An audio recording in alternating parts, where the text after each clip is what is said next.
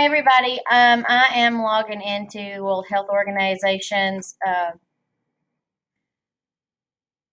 online coding version so that we're going to go over and I'm going to show you guys how to do the first few of chapter 3 so that you can hopefully go through and work through chapter 4. So I'm going to pull up in just a second, get to the right version of it. Okay, now we're going to read the first one, and it says, in case study 1, this is from chapter 3, it says, Wyatt M. Wyatt M. presents to Dr. Jones' office complaining of swollen neck glands. Dr. Jones does not find any other findings, but orders lab tests. His impression is localized cervical lymphadenopathy. Which main term would be utilized to code the case? So it would be localized cervical lymphadenopathy. That's what you're going to use to code with. Now, let's go over to our ICD-10 version, and we're going to Google lymphadenopathy.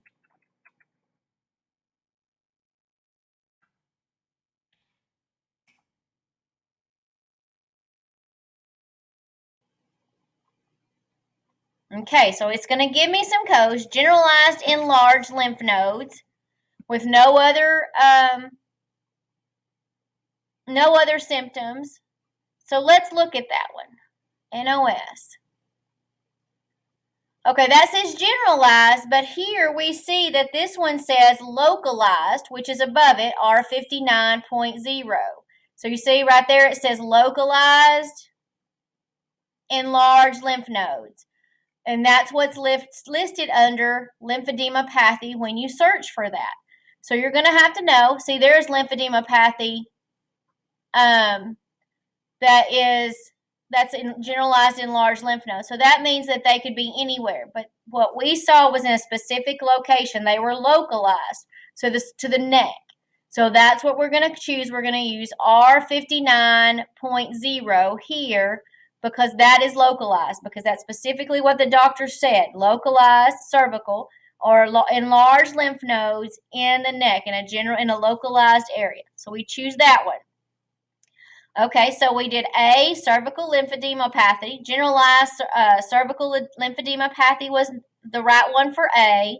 And B, when we look for the assigned ICD-10 code, we chose R59.0 because it says localized enlarged lymph nodes, okay? You guys have to know your medical terminology for this one because of how it, for ICD-10, just simply because that's how it works. Okay, now let's look at number 2. Number 2 says, right here, number 2, Richard P. presents with urinary frequency and nocturnal urea. The doctor does not detect any abnormal findings but orders an IVP. So you have to know what an IVP is. If you don't know, I want you to look it up. It says, what are the patient's... Hold on one second, guys.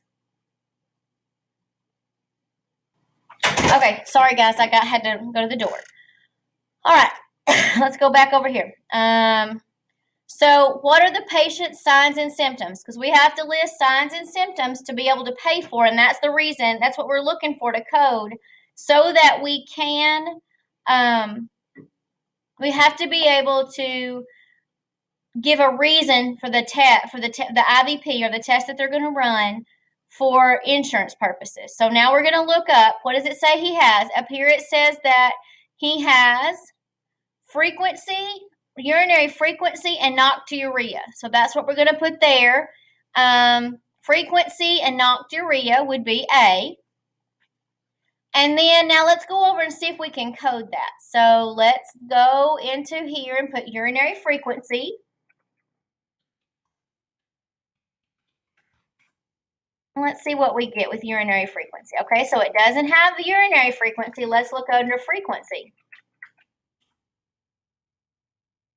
Okay, so what it gives you here is polyuria or frequency of micturition. Now, I did this on purpose because I know how this is coded. Micturition is what the medical term for urination is. Voiding is when you use the bathroom. Micturition is the process of voiding and making urine. So I'm going to click on that one, and it's going to pull over here, and it's going to tell me R35 is polyuria, including frequency and nocturia. Now I need to look down and make sure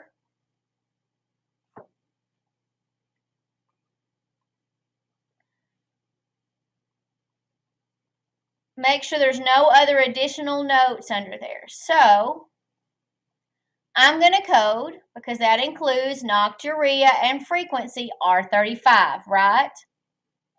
So if I look at, now I'm going to go over here and I'm going to type in R35. This is another way to do this. R35. Oops. I type in R35.0, that gives me no results. But under this version, R35 would be the code. Now, there is a little bit of difference because of the version that this is on. So this is still the same version, so you can change versions here. What I can't give you is the American version online. Now, I want to show you something for ICD-10 US, okay? ICD-10, well, maybe. ICD-10 code, ICD-10 CM code for urinary frequency. Now it's going to tell you it's R35.0. That's actually frequency of micturition. That's the correct code in the US. What you saw was the correct code in Europe. Now let's look up the frequency for, or the code for nocturia.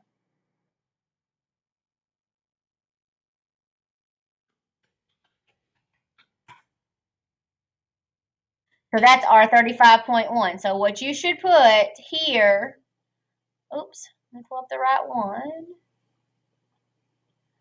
On diagnosis code B would be R35.0 and R35.1. Those are the correct codes. Now let's go to number 3. And I'm showing you different ways that you can look up codes. Mary R. complains of heartburn. Her blood pressure is also noted to be elevated. Dr. Doe prescribes Zantac for Mary's heartburn and advised her to come in weekly for blood pressure checks to determine if she has hypertension. What main term is used to code the elevated blood pressure? Elevated. Elevated is the first thing we look for. So what you can do is you can go to one of two places. You can go to ICD-10 here and look up elevated blood pressure. And let's see what we get there. Elevated blood pressure. Now, that says essential primary. We don't know, and the patient hasn't been diagnosed yet with hypertension. What it says is reading without diagnosis of hypertension. And so that's what it is saying right there in that particular code, because what R03.3 says is an elevated blood pressure reading without a diagnosis of hypertension. In the note, it says that they want her to come in weekly for blood pressure checks to determine if she has hypertension. So she has not been diagnosed with it yet. Now, we also have to code her heartburn. So let's go over and put heartburn.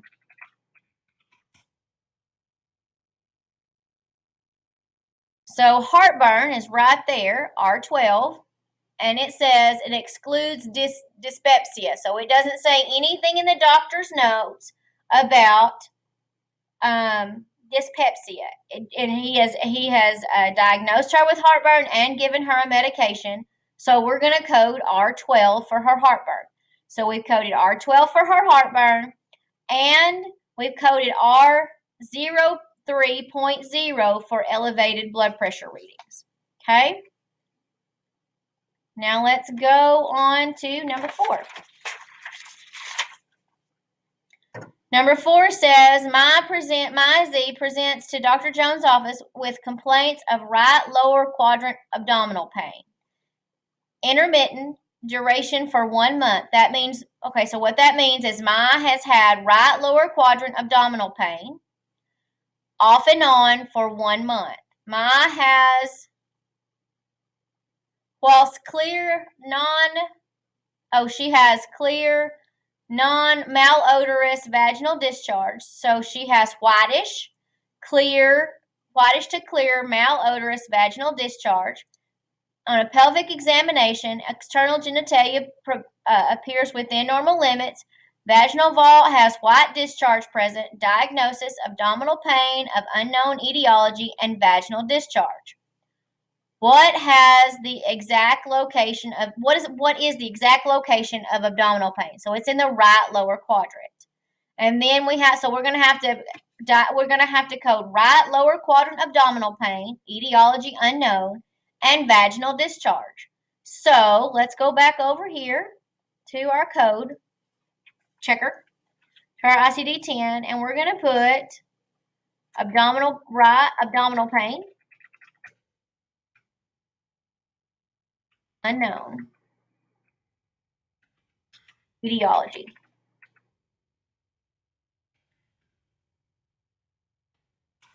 Unknown etiology. Let's see what we find. So we can't find anything there. So let's just try just abdominal pain.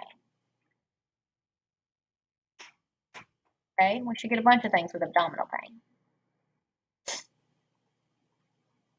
Okay, abdominal pain and pelvic pain. Acute abdominal pain. So she's had it less than 6 months, so it's going to be acute abdominal pain, right? So let's click on R10 and see. Oh, now let's look down a little further. It says pain localized to the upper abdomen. Now, it said that her pain was in the right lower quadrant. Pelvic and can't talk today. Pelvic and perineal pain. Pain of the lower abdomen. And pain localized to other parts of the lower abdomen. So let's try R1030. That looks like it's pain localized to parts of the lower abdomen. So if I look here, R10.3, that gives us one option. Now I'm going to clarify this because once again, that is a different one. So I'm going to look at, and you guys, I want you to get used to looking at a code book, and I'm going to bring you guys a code book on Wednesday to look at too, or after you finish your practice test.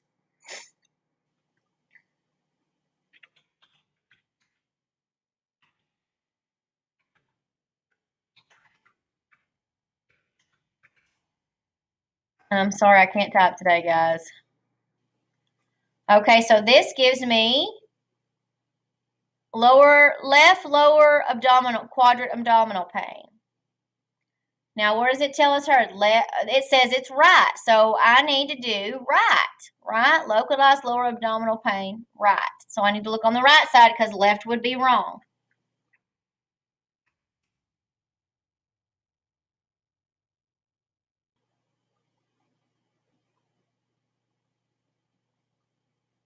So let's look here at this diagnosis. See what it tells me.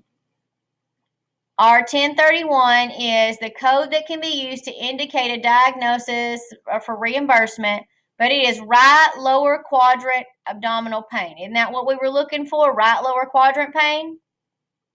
So that would be our first code for right lower quadrant pain. I'm sorry, I can't talk today. We're going to use this. Okay, now we're going to go back over to our ICD-10, and we're going to look up vaginal discharge.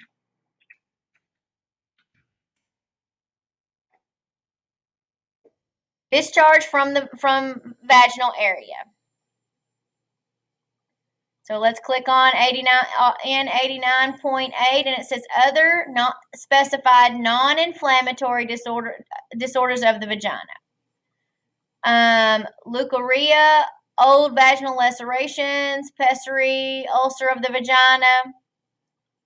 So it's non-inflammatory, but this is what vaginal. That would be what we would code N89.8. Okay, so we've got 4 done. I'm going to do 5, and then I'm going to leave the other 5 for you guys to do. So let's look at 5. Francisco C. Francisco was seen in the clinic this morning and found to have MRSA cellulitis of his left foot. The patient is a long-term diabetic type 1. Okay, this one has a lot of questions. Which instructional note is used to code the infectious organism of MRSA? Or MRSA, sorry. So I'm going to go over here and I'm going to look. I'm actually not going to put anything in. I'm going to go back to the main diagnosis section. Now, what it's going to ask me, where do you see certain infectious and parasitic diseases? So I'm going to click on that one. And I'm going to scroll down and I'm going to look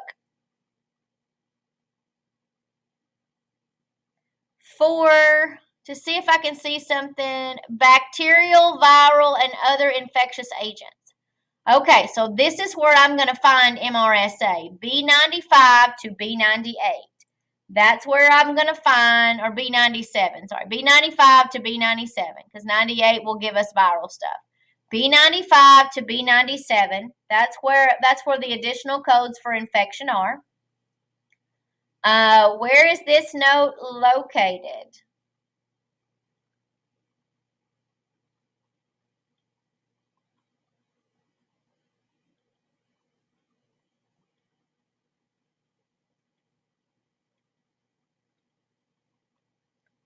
Hang on, I gotta get them to click down.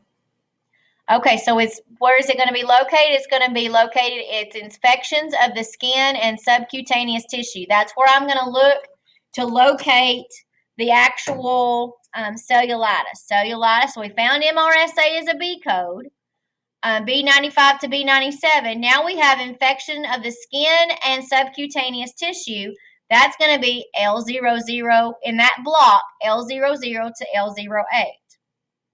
Now, where in the coding reference would I utilize, where would I find the meaning of MRSA? That's going to be in the abbreviation section of this book.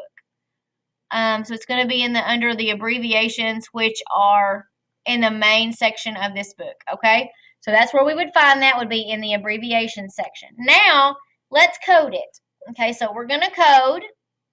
First thing we're going to code is we're going to code the fact that he has an infection of the subcutaneous tissue. So I'm going to drop that down.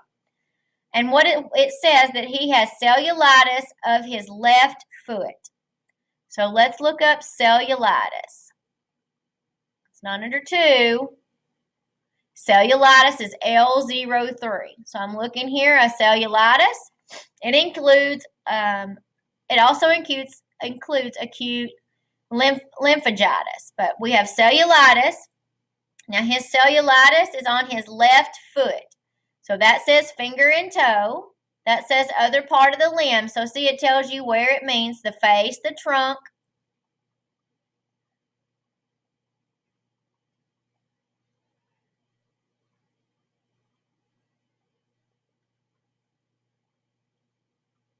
the perineum, the back, the abdominal wall, cellulitis of the face, axilla, hip, shoulder. So we know it's going to be an L30 point something code. Okay? Cellulitis of other part of limb. Cellulitis of other part of limb. So it's not on the face, it's not on the trunk, it's not on the toes. It's going to be other part of the limb, okay? So we're going to do 30.1. Now I'm going to look over here and break that down even further.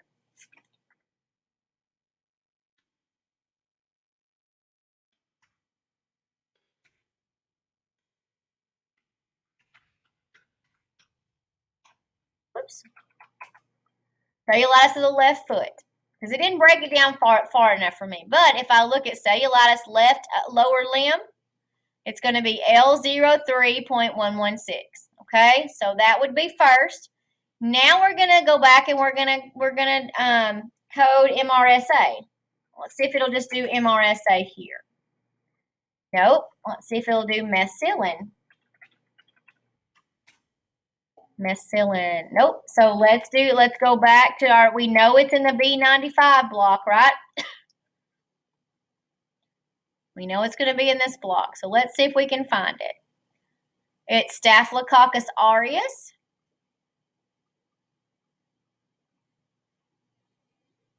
As caused by a disease classified in other chapters. Okay. So we know it's B95.6, but let's get a little more specific.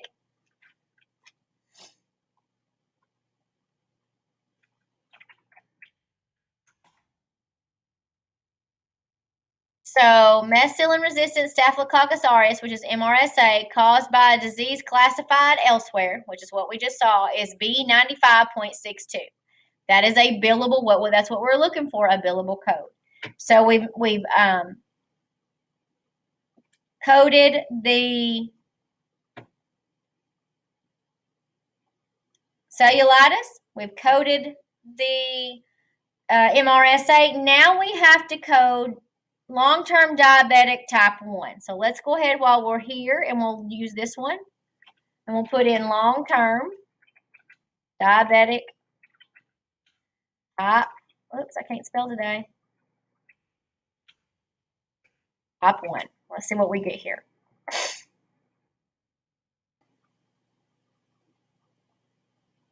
Okay, type 1 diabetic mellitus without complications. So it doesn't say anywhere in that note that he has complications, correct?